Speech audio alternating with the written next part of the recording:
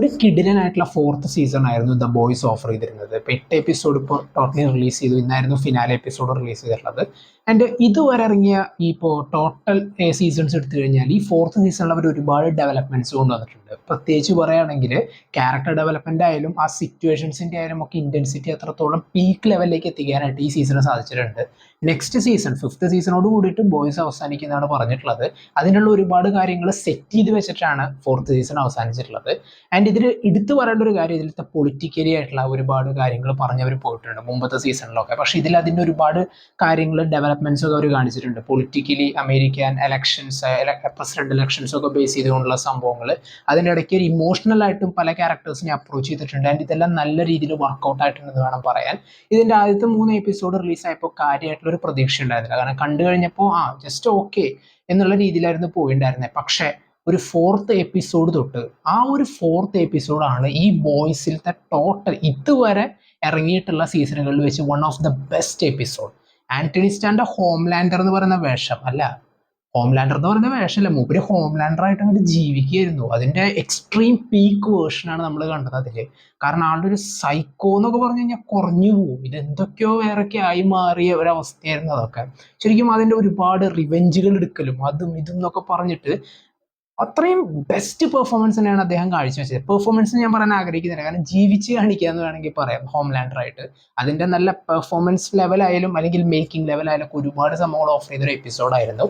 And അതിനുശേഷം മറ്റുള്ള characters ആയാലും ശരി, ഇപ്പോൾ ബുച്ചറിന്റെ ക്യാരക്ടറും അല്ലെങ്കിൽ ഹ്യൂയി, അങ്ങനെയുള്ള ഒരുപാട് ക്യാരക്ടേഴ്സ്, ആൻഡ് ഈവൻ വിക്ടോറിയ ന്യൂമാന്റെ ക്യാരക്ടർ ആയാലും എല്ലാവർക്കും പ്രോപ്പർ സ്പേസ് കൊടുത്തിട്ട് അവരവരുടേതായിട്ടുള്ള സൈഡ് പറഞ്ഞ് വളരെ എൻഗേജിങ് ആയിട്ട് തന്നെയാണ് കൊണ്ടുപോയിട്ടുള്ളത്. നമുക്കറിയാം ഈ ഒരു സീരീസ് നമ്മൾ കാണുമ്പോൾ അവിടെ ഇവിടെയൊക്കെ ആയിട്ട് നമുക്ക് ഇങ്ങനെ സാധാരണ രീതിയിലൊന്നും പ്രതീക്ഷിക്കേണ്ട, അൺഎക്സ്പെക്റ്റഡ് ആയിട്ടിരിക്കാനാണ് നമ്മളെ പഠിപ്പിച്ചിട്ടുള്ളത് ദ ബോയ്സ്. ആൻഡ് ഇവിടെ വരുമ്പോഴും നമുക്ക് അത് തന്നെയാണ് കാണാൻ പറ്റുക. ഈവൻ ഫിനാലെ എപ്പിസോഡിലായാലും ഒരുപാട് സംഭവങ്ങൾ സെറ്റ് ചെയ്ത് വെച്ചിട്ടാണ്, ഒരു കൂട്ടപ്പൊരിച്ചിലാണ് ഇനി ഉള്ളത്. അതിനി ഫിഫ്ത്ത് സീസണിൽ നമുക്ക് കാണാൻ പറ്റും. ആരൊക്കെ ബാക്കിയുണ്ടാവും, ആരുടെയൊക്കെ ചീട്ട് കീറുന്നറിയില്ല, അതിനുള്ള എല്ലാ സംഭവങ്ങളും അതിലുണ്ട്. ആൻഡ് ഇമോഷണൽ ലെവലിൽ ഒരുപാട് ഇമ്പോർട്ടൻസ് കൊടുത്ത ഒരു ഫോർത്ത് സീസൺ ആയിട്ട് ഇത് തോന്നി. പല ക്യാരക്ടേഴ്സിനും, ഈവൻ ഹോംലാൻഡർ ആയാലും അല്ലെങ്കിൽ റയാൻ, ബുച്ചർ, ആ ഒരു കോമ്പോന്റെ കാര്യത്തിലായാലും മറ്റുള്ള പല ക്യാരക്ടേഴ്സിൻ്റെ, അതെ ഈവൻ എ ട്രെയിൻ്റെ ആയാലും കുറേ കാര്യങ്ങൾ ഇതിൽ പറഞ്ഞു പറഞ്ഞു പോകുന്നുണ്ട്. എല്ലാവരുടെയും ഒരു മനസ്സിലത്തെ എന്തൊക്കെയാണ് ഉള്ളത് എന്നുള്ള രീതിയിലുള്ള പല കാര്യങ്ങൾ ഡിസ്കസ് ചെയ്തുകൊണ്ട് പോയ ഒരു സീസൺ കൂടിയായിരുന്നു. ഇടയ്ക്ക് ചില എപ്പിസോഡുകൾ ഇത്തിരി ഡൗൺ ആയിട്ട് തോന്നിയെങ്കിലും എന്തായാലും നിരാശപ്പെടുത്തില്ല എന്നുള്ളൊരു ഉറപ്പുണ്ടായിരുന്നു.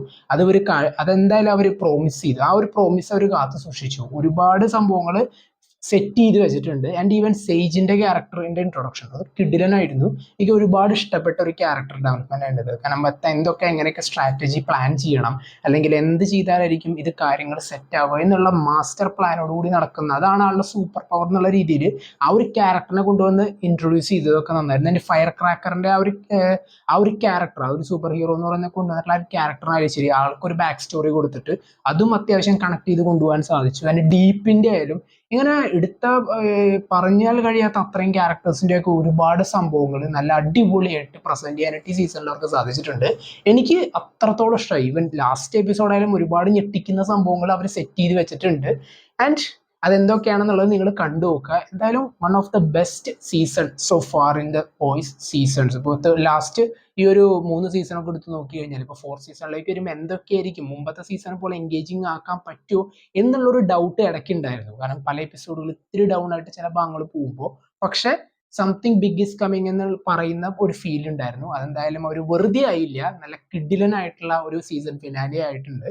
ഇനി നെക്സ്റ്റ് പാർട്ടിന് വേണ്ടിയിട്ട് ഈഗർലി വെയിറ്റിംഗ്. അതിപ്പോൾ 1 or 2 years എടുക്കും തോന്നുന്നുണ്ട്. ലാസ്റ്റ് റിലീസ് ആയിട്ടുള്ളത് തേർഡ് സീസൺ റിലീസായത് 2022 ഇപ്പോൾ 2 വർഷം കഴിഞ്ഞിട്ടാണ് ഇപ്പോൾ ഫോർത്ത് സീസൺ വന്നിട്ടുള്ളത്. സോ എന്തായാലും അടിപൊളിയായിട്ട് അവർക്ക് ഫിഫ്ത്ത് സീസൺ സെറ്റ് ചെയ്യാൻ പറ്റട്ടെ, കാരണം അതിലാണ് ഈ കാര്യങ്ങൾ ഇരിക്കുന്നത്. സോ എന്തൊക്കെയായിരുന്നു നിങ്ങൾക്ക് സീസൺ 4നെ കുറിച്ചുള്ള അഭിപ്രായം? കമന്റ് ബോക്സിൽ നോട്ട് ചെയ്യാം. കാണാത്തവർ എന്തായാലും കാണാം.